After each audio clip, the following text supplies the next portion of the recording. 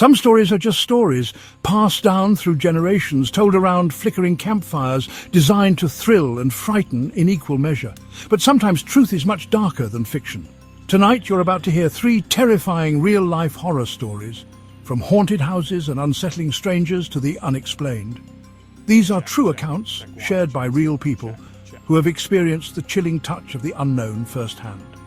Their stories serve as a stark reminder that the world is a place of both wonder and terror, where the veil between our reality and something far more sinister can be thin indeed.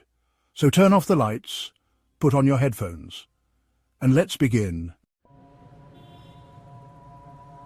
Our first story takes us to Ann Arbor, Michigan, where Emma found herself at the heart of a chilling encounter.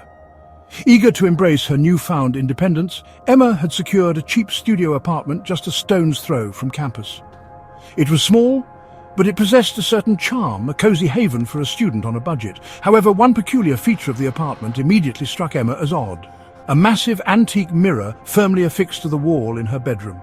The landlord assured her that the mirror was a permanent fixture, impossible to remove without causing significant damage to the wall. Emma, though slightly unnerved by its imposing presence, decided to make the best of it.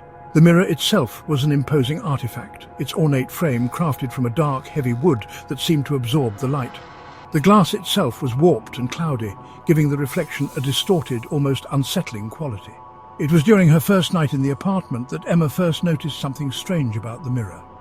Passing by it, she felt a sudden chill, a localized drop in temperature that sent shivers down her spine.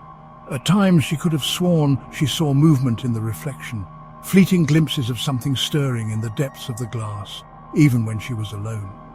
As the days passed, these unsettling occurrences intensified. One night, Emma was jolted awake at 3 a.m. by a distinct tapping sound. It was coming from the mirror, a light, rhythmic tapping, like fingernails gently rapping on the glass, as if someone on the other side was trying desperately to get her attention. Heart-pounding, Emma fumbled for the bedside lamp, bathing the room in a warm glow. Silence. The tapping had stopped. The room was empty, silent as the grave. But when she turned her gaze back to the mirror, her blood ran cold. There, in the reflection, was a faint outline. A girl, standing just behind her, her form hazy and indistinct. She was deathly pale, her long black hair cascading down her back like a silken shroud. With a gasp of terror, Emma spun around, but the room was empty. There was no girl, no trace of the figure that had haunted the reflection just moments before. Panic seized her, and she fled the apartment, seeking refuge in the brightly lit hallway of her dormitory. She spent the rest of the night huddled on her friend's floor, too terrified to return to her own apartment. Our next story takes us deep into the heart of the Pacific Northwest, a region renowned for its rugged beauty, towering forests, and a sense of isolation that can be both exhilarating and profoundly unsettling. It was here that Liam, an experienced outdoorsman seeking solace in the embrace of nature, found himself face to face with the unknown. Liam relished the solitude of the wilderness.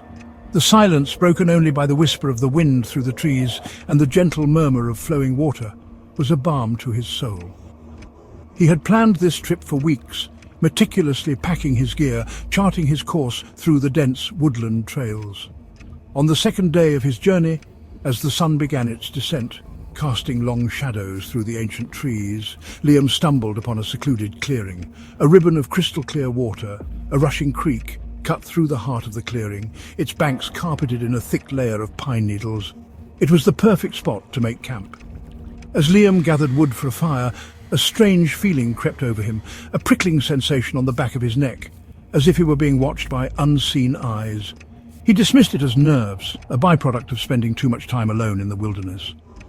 But as the last rays of sunlight faded below the horizon, plunging the forest into an inky blackness, the feeling intensified. He was sitting by the crackling fire, the flames casting flickering shadows that danced and swayed around him, when he heard it. A voice, low and raspy, seemingly carried on the wind. "Hey, you got any food?" The voice sent a jolt of fear through Liam. He had heard no approaching footsteps, no snapping twigs, no indication that anyone else was near. He slowly rose to his feet, his heart pounding in his chest, and peered into the darkness beyond the reach of the firelight. That's when he saw him, a man standing at the edge of the light, his features obscured by the shadows. He was tall and gaunt, his clothes tattered and filthy, as if he had been living in the woods for weeks. But it was his eyes that truly unnerved Liam. They were wide and wild, reflecting the flickering light of the fire with an almost feral intensity. Liam, though deeply unsettled by the stranger's sudden appearance, forced himself to remain calm. He reached into his backpack and retrieved a granola bar, holding it out towards the figure. The man took it without a word, his gaze never leaving Liam's. "You shouldn't be here," he muttered, his voice barely audible above the crackling fire. "He doesn't like visitors."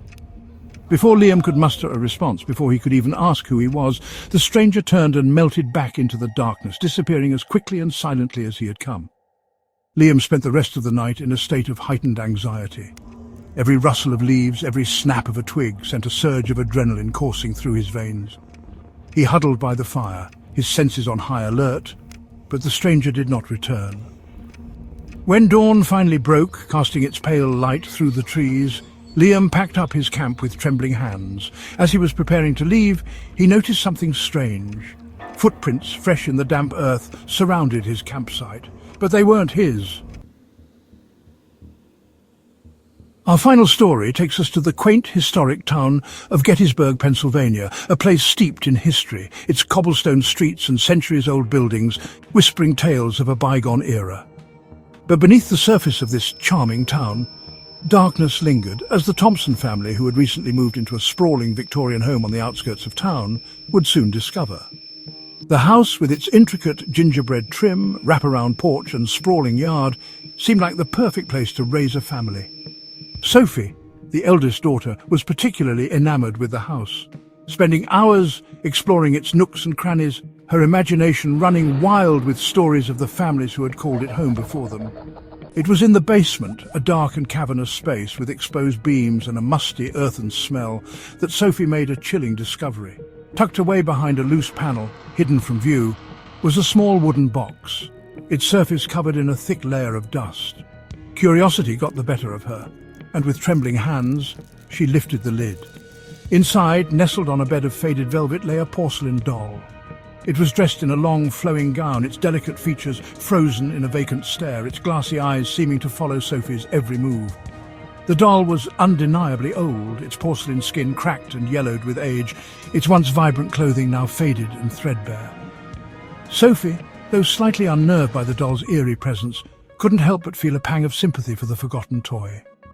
She carefully lifted it from the box, brushing away the dust, and placed it on a shelf in her room, a silent guardian of her childhood dreams.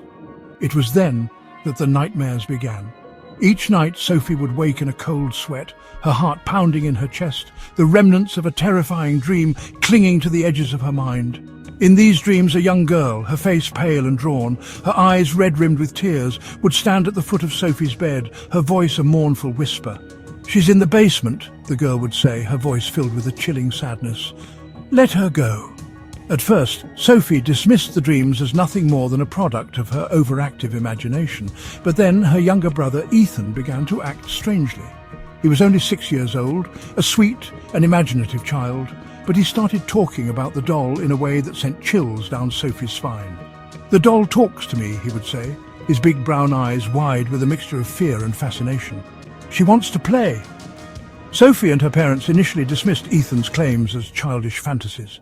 But then one morning Ethan woke up with strange scratches on his arms, thin red welts that seemed to have appeared overnight. When asked what had happened, Ethan's lower lip trembled and he whispered, "She got mad when I didn't play with her."